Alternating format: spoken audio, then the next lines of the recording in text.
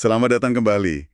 Kita kali ini mau bahas lebih dalam nih, materi soal negosiasi yang Anda bawa. Spesifiknya bab 7 ya, tentang mengelola konflik. Ini kan topik krusial banget ya, maksudnya konflik itu kayaknya nggak bisa dihindari dalam banyak situasi. Yang menarik dari materi Anda ini langsung dibagi dua jenis utama gitu ya.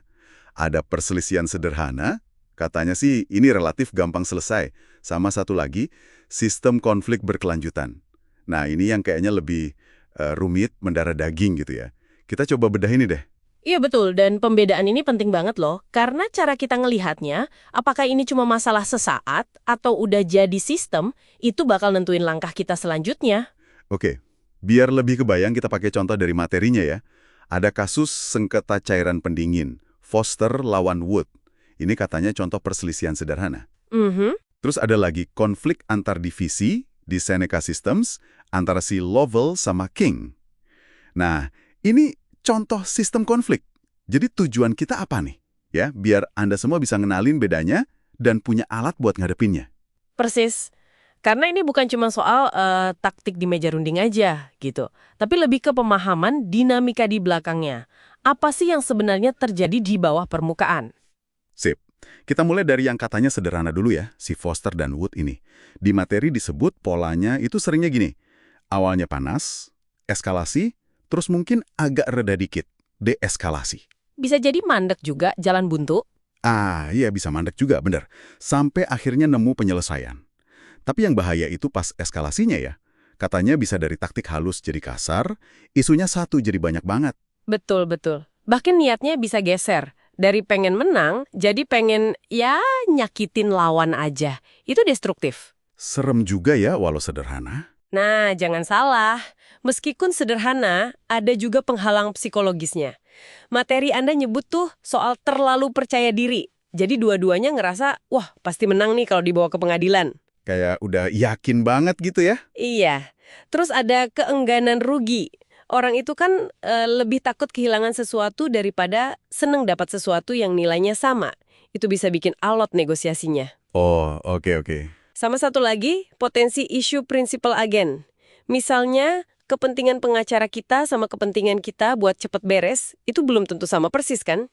Ini semua bisa ngehambat solusi yang ya sebenarnya logis aja. Nah, ini dia nih. Kontrasnya baru kerasa pas kita loncat ke kasus Seneca System. Ini beneran bukan cuma sengketa biasa ya. Udah jadi sistem konflik. Betul. Kayak perang dingin gitu istilahnya. Sumbernya bilang ini dipicu permusuhan yang mungkin udah susah diperbaiki. Ditambah lagi mereka ini harus kerja bareng terus.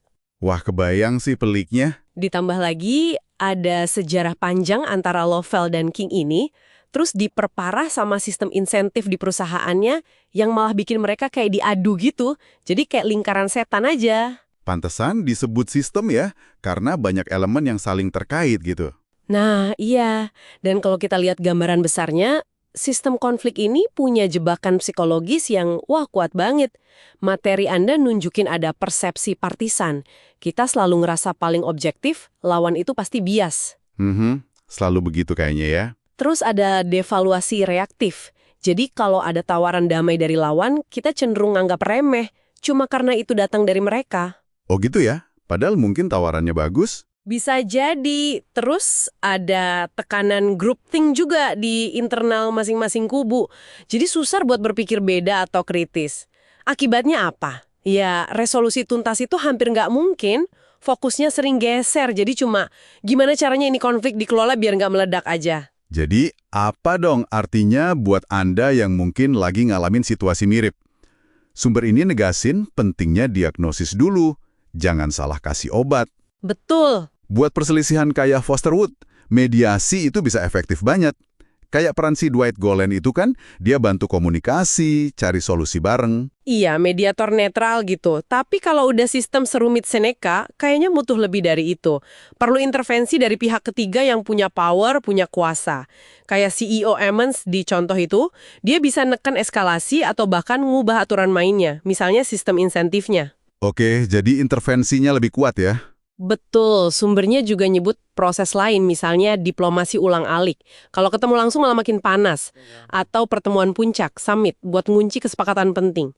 Pilihan prosesnya ini Ya, balik lagi, tergantung banget diagnosis Anda, ini konfliknya jenis apa? Ini badai sesaat atau udah perubahan iklim? Oke, jadi intinya nih dari obrolan kita, penting banget buat ngenalin dulu medan perangnya ya. Ini perselisihan yang ada ujungnya, atau kita kejebak di sistem konflik yang muter-muter terus. Diagnosis yang pas jadi kunci buat milih strategi. Mau fokus ke resolusi tuntas, atau ke pengelolaan jangka panjang yang mungkin lebih realistis. Nah, ini mungkin jadi bahan renungan ya buat Anda semua. Coba deh pikirin, kalau Anda sering banget nih berulang kali konflik sama orang atau pihak yang sama, itu cuma kebetulan aja serangkaian perselisihan sederhana. Atau jangan-jangan tanpa sadar Anda udah masuk ke dalam sistem konflik yang lebih dalam, lengkap dengan jebakan-jebakan psikologisnya yang bikin pola negatif itu terus berulang. Cuma dengan nyadarin Anda ada di mana, itu udah langkah awal yang penting banget buat mulai mengubah dinamikanya.